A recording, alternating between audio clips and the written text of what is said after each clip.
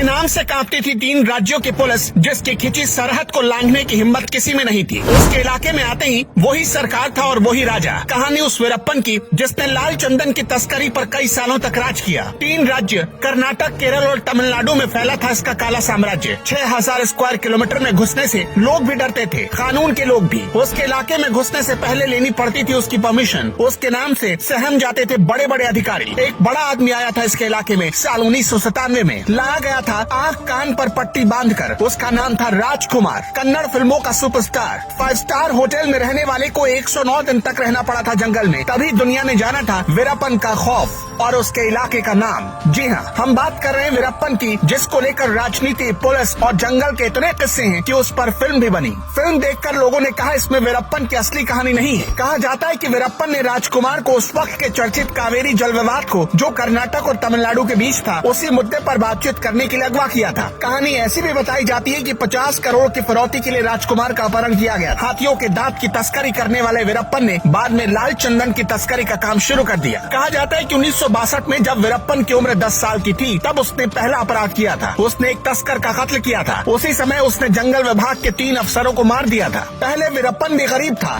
जंगल विभाग के लोगों ने ही उसको तस्करी के धंधे के लिए उकसाया था। जैसे ही उसके पास पैसा आना शुरू हुआ, जंगल विभाग वाले उसकी जान के दुश्मन बन गए। बड़े लेवल पर वीरप्पन का नाम उस वक्त सुर्खियों में आया जब 1987 में उसने चिदम्बरम के नाम के एक फॉरेस्ट ऑफिसर को किडनैप कर लिया। उसी वक्त वीरप्पन ने एक पुलिस टीम को ब्लास्ट करके उड़ा दिया, जिसमें 22 लोग मारे गए। साल 1997 में वीरप्पन ने 2 लोगों को सरकारी अफसर समझकर किडनैप किया था, पर दोनों लोग फोटोग्राफर थे। ये लोग उसके साथ जंगल में 11 दिन तक रहे। दोनों फोटोग्राफर ने वीरप्पन की अलग कहानी सुनाई थी। फोटोग्राफर्स के मुताबिक वीरप्पन हाथियों को लेकर बहुत इमोशनल था। उसने कहा कि जंगल में जो कुछ होता है तो उसके नाम पर चढ़ा दिया जाता है, जबकि इस काम में 20 से 25 गैंग शामिल हैं। आपको बता दें कि साल 1997 में जब वीरप्पन ने राजकुमार को किडनैप किया था तो 50 करोड़ की फिरौती मांगी थी। इसके साथ ही उसने बॉर्डर के इलाके के लिए वेलफेयर स्कीम की मांग सरकार से की थी। ये रॉबिन हुड बनने का उसका अंदाज जुदा था। इसके बाद साल 2002 में तो उसने कर्नाटक के एक मिनिस्टर नागप्पा को किडनैप किया और पूरे सरकारी सिस्टम को हिलाकर रख दिया। इस घटना से लोगों के मन में वीरप्पन का खौफ तो बढ़ा ही, साथ ही सरकारी तंत्र की लाचारी भी दिखाई पड़ी। उसी वक्त ऐसी अफवाह खूब उड़ी कि वीरप्पन को मारने के लिए पुलिस ने घेर लिया था। लेकिन उसी वक्त पर एक अफवाह ये भी आई कि अपने सैटेलाइट फोन से किसी बड़े मंत्री से बात करके उसने पुलिस को वापस भिजवा दिया था। वीरप्पन ने 184 लोगों की हत्या की थी। इनमें से 97 पुलिस वाले थे। हाथियों को मारना वीरप्पन का धंधा और शौक था। वो हाथी के माथे पर गोली मारता था। सरकार ने उस पर 5 करोड़ का इनाम रखा था। कहा जाता है कि वीरप्पन इतना क्रूर था कि पकड़े जाने पर उसने अपनी दूध मुही बच्ची का गला घोंट दिया था। ऐसा कहा जाता है कि जंगलों से उसने करीब 10,000 चंदन की लकड़ी काट कर बेच दी थी, जिसकी कीमत उस वक्त बाजार में करीब 2